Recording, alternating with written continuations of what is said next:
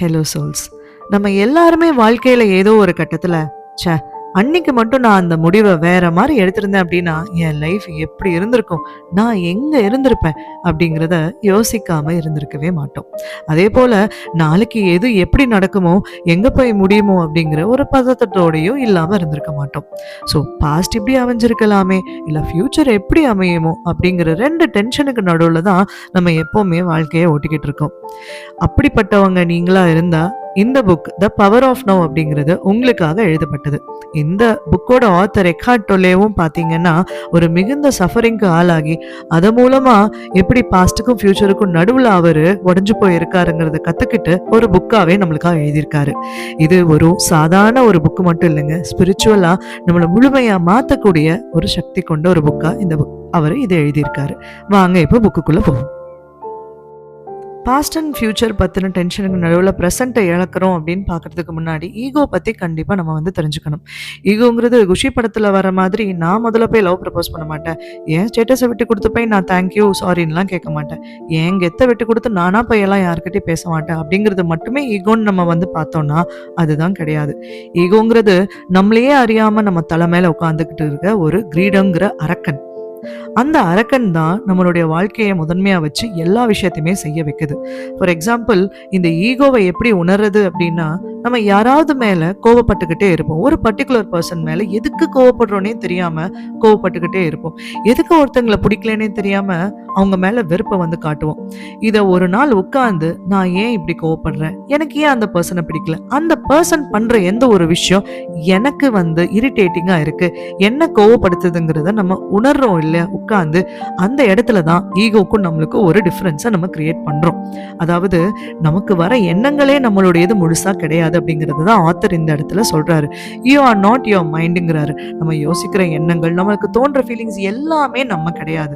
அதை தாண்டி நம்மளுக்குள்ள சோலுங்கிற ஒரு விஷயம் இருக்கு. அது எப்போ நம்ம உணர்றோமோ அதுதான் நம்ம முழுசா சுதந்திரம் அடைகிறதுக்கான முதல் வழின்னு சொல்றாரு. இதை நம்ம புரிஞ்சுக்க உணர நம்மளுடைய வழி அப்படிங்கிறது முழுசா நம்ம கிட்ட இருந்து போயிடும். ஆனா இதுவே ஈகோவோட ஐடென்டிஃபை பண்ணி நான் இப்படிப்பட்டவன் தான், இதுதான் எனக்கு வேணும், இப்படி இருந்தா மட்டும்தான் நான் சந்தோஷமா இருப்பேன் நம்ம ஐடென்டிஃபை பண்ணிக்கிட்டே இருந்தோம் அப்படின்னா அது நம்ம தாங்கிற எண்ணத்தோட தான் நம்ம செய்வோமே தவிர ஈகோன்னு நம்மளுக்கு என்னைக்குமே தோணாது. இது மூலமா சஃபரிங்கும் வலியும் தான் ஜாஸ்தி ஆகுங்கிறத சொல்றாரு. ஈகோ மைண்ட்னால தான் எல்லா பிரச்சனையும் வருது. வாட்ச் யுவர் தாட்ஸ்ன்னு சொல்றீங்க, your mind is not your மைண்டுன்னு சொல்றீங்க. இதெல்லாம் எப்படிங்க சாத்தியம் அப்படின்னு நீங்க கேட்கறது புரியுது. இதெல்லாம் எதனால நடக்குதுன்னா ஈகோ மைண்ட்னால தான் மெயினா. ஏன்னா அந்த ஈகோ மைண்ட் பார்த்தீங்கன்னா ஏதாவது ஒரு வடு நம்ம மனசுல இருக்கும். அந்த வடுவை பத்தி யோசிக்க வச்சு நம்மளை நெகட்டிவ் தாட்ஸ் கிரியேட் பண்ணி சோகம் அடைய வைக்கிறது தான் அதோடைய ரோலே. அடுத்தது ஃபியூச்சர் பத்தின பயம். இந்த பயத்தை கொடுக்காம இந்த ஈகோ மைண்ட்னால நிம்மதியா இருக்க முடியாது. இது எதனால வருதுன்னா பாஸ்டும் ஃபியூச்சரும், இது ரெண்டுக்கும் நடுவில் நம்ம மாட்டிக்கிட்டு இருக்கிறதுனால தான். இப்போ ப்ரெசென்ட்ல இருப்போம். நான் ஒரு ஆடியோ ரெக்கார்ட் பண்றேன், ஆத்மார்த்தமா இந்த கண்டென்ட்டை உங்ககிட்ட கொண்டு சேர்க்கறது தான் என்னுடைய கோல். ஆனா அதை விட்டுட்டு இதை இப்படி எழுதியிருக்கலாம், அதை அப்படி எழுதியிருக்கலாங்கிற எண்ணமோ, நாளைக்கு இதுக்கு என்ன சிடிஆர் கிடைக்கும், எவ்வளோ வியூஸ் கிடைக்குங்கிற எண்ணமோ என் மைண்டை டாமினேட் பண்ண ஆரம்பிச்சதுன்னா என்னால் இந்த கண்டென்ட்டை தெளிவாகவும் கரெக்டாகவும் உங்ககிட்ட கொண்டு சேர்க்க முடியாது. அப்போ நான் எதுக்காக இந்த வீடியோ போடுறனோ அந்த பர்பஸே அழிஞ்சு போயிடுது. அதே போல தான் நம்மளுடைய லைஃபோட ஒவ்வொரு ஆஸ்பெக்ட்லேயுமே இந்த மாதிரியான விஷயங்கள் இருக்கு. குழந்தை விளையாடுறான், அந்த குழந்தையோட விளையாடும் போது குழந்தையோட டாய்ஸ், குழந்தை பேச்சில் நம்ம எண்ணங்கள் இருக்கிறது கிடையாது. மெசேஜ் வந்துருச்சு, ஃபோன் வந்துருச்சு, அவங்க கிட்ட பேசணும்னு நினச்சிருந்த மறந்துட்டேன், இந்த வேலை செய்யணும்னு நினச்சிருந்த மறந்துட்டேன், இதை ஆஃப் பண்ணனா ஆன்ல இருக்கா, இந்த மாதிரி பலதரப்பட்ட எண்ணங்களோட தான் நம்ம அந்த குழந்தையோட விளையாண்டுட்டு இருக்கோம். ஆனால் விளையாடுறோம்னு நினச்சி விளையாடுவோம். இதே மாதிரி தான் லைஃபையும் நம்ம அப்ரோச் பண்ணுறோம்.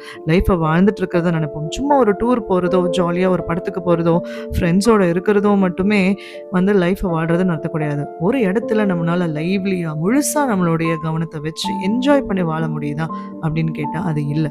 அதுதாங்க பீயிங் இன் த ப்ரெசென்ட். அதனால தானே ஒரு பழமொழியே இருக்கு, ப்ரெசென்ட் இஸ் a gift அப்படின்னு சொல்லி. அதை நம்ம உணர்றதே கிடையாது. அப்ப அந்த ஈகோ மைண்டு ஏன் இந்த மாதிரி எல்லாம் பண்ணுதுன்னு கேட்டீங்கன்னா, நம்மளுக்கு ஹியூமன்ஸ்க்கு பார்த்தீங்கன்னா எல்லாமே நம்ம கண்ட்ரோல்ல இருக்கணுங்கிற எண்ணம் ஊடுருவி இருக்கு நம்மளையே அறியாம. ஆமாங்க, நாளைக்கு இது இப்படி இருக்கணும், அது அப்படி இருக்கணும், இது எப்படி நடந்திருக்கலாம், அப்படி நடந்திருக்கலாம் நம்ம நினைக்கிறதே எல்லாமே நம்ம கண்ட்ரோல்ல வச்சிருக்கணும்னு நினைக்கிறோம். இந்த பர்சன் இப்படி பிஹேவ் பண்ணல, அவன் ஏன் பிஹேவ் பண்ணல, எனக்கு ஏத்த மாதிரி அவன் பிஹேவ் பண்ணல, அதுவும் கண்ட்ரோல் தான். இது ஏன் இப்படி நடக்கல, நான் நினைச்ச மாதிரி இது நடக்கல, அதுவும் கண்ட்ரோல் தான். எனக்கு ஏன் இவ்வளோ பணம் வந்து இப்ப இல்ல? நான் நினைக்கிற மாதிரி அம்மா, அப்பா எனக்கு வந்து சொத்து சேர்த்து வைக்கல. இந்த மாதிரி நம்ம யாரையாவது ஒருத்தங்கள குறை சொல்லிக்கிட்டே தான் இருக்கோம். ஏன்னா, நம்ம கண்ட்ரோலா ஃபீல் ஆகல. அந்த கண்ட்ரோலா ஃபீல் ஆகாத தன்மைய ஹியூமன்ஸ்னால ஏத்துக்கவே முடியாது. இப்போ பிரசன்ட் மொமெண்ட்ல இருக்கிறது, அந்த கண்ட்ரோல்ல இருந்து விடுபட்டு இருக்கிறதுக்கு சமம். அதனால தான் நம்ம மைண்ட் ஒத்துக்கவே ஒத்துக்காதுங்க. ஆனா, அதுக்கு ஒரு ஈகோன்னு பேரு சொன்னா, அதையும் ஒத்துக்கவே ஒத்துக்காது.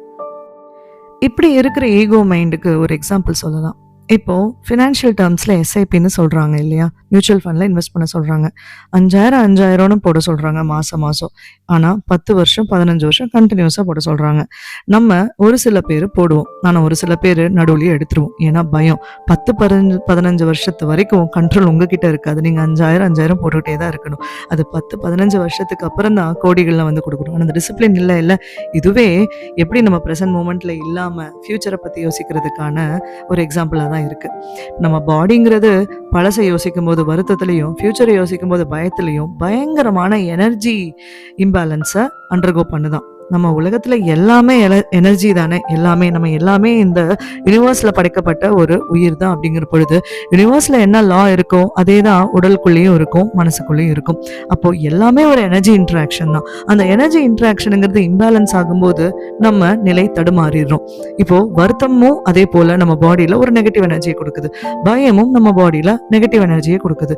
இது ரெண்டுமே இல்லாம இப்போதைக்கு செய்ய வேண்டிய வேலையை மட்டும் யோசிச்சு நம்ம செஞ்சோம் அப்படின்னா, நம்மளுடைய எனர்ஜி அப்படிங்கிறது முழுக்க முழுக்க பாசிட்டிவ் ஆகி நம்ம ஆறாங்கிறது ஒரு பிளிஸ்ஃபுல்லான ஸ்டேட்டுக்கு போகுது. அதனாலதான் பிரசன்ட்ல இருக்கிற வாழ்க்கையை வந்து பாத்தீங்கன்னா முழுமையான சுதந்திரமும் முழுமையான சந்தோஷமும் கிடைக்கக்கூடிய ஒரு வாழ்க்கைன்னு சொல்றாங்க.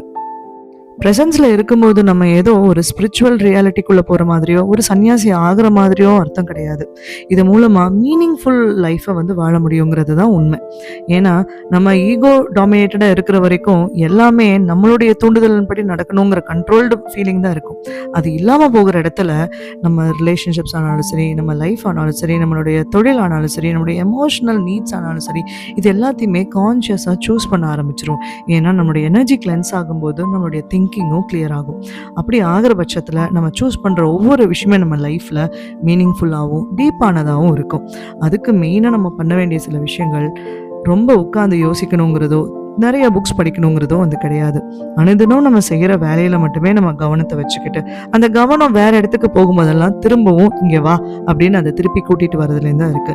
இதுக்காக சொல்லப்படுற காலகாலமாக சொல்லப்பட்டு இருக்கிற பழக்கங்கள் தான் தியானம் பண்ணுறது, மைண்ட்ஃபுல்னஸ் ஆக்டிவிட்டீஸ் பண்ணுறது. இந்த மாதிரி ஃபார் எக்ஸாம்பிள் ஒரு பாத்திரம் கழுவுறோம் அப்படின்னா, பாத்திரம் கழுவுறும் போது அந்த தண்ணியோடைய தன்மை எப்படி இருக்கு, பாத்திரத்தோட அழுக்கு எப்படி இருக்கு, நம்ம யூஸ் பண்ற ஸ்க்ரப்போட தன்மை எப்படி இருக்குங்கிறதுல ஃபோக்கஸ் பண்ணி அந்த அழுக்கு போகிறதுல தான் வந்து நம்ம முழு கவனமும் இருக்கணுமே தவிர, ஐயையோ பால் அடுப்புல வச்சிருக்கேன், ஐயோ அவர் வந்துருவான், அதுக்குள்ள இதை செஞ்சு முடிக்கணும்னு செஞ்சோம்னா கழுவுற பாத்திரத்தையே நம்மளால திடமா முழுசா கழுவ முடியாது.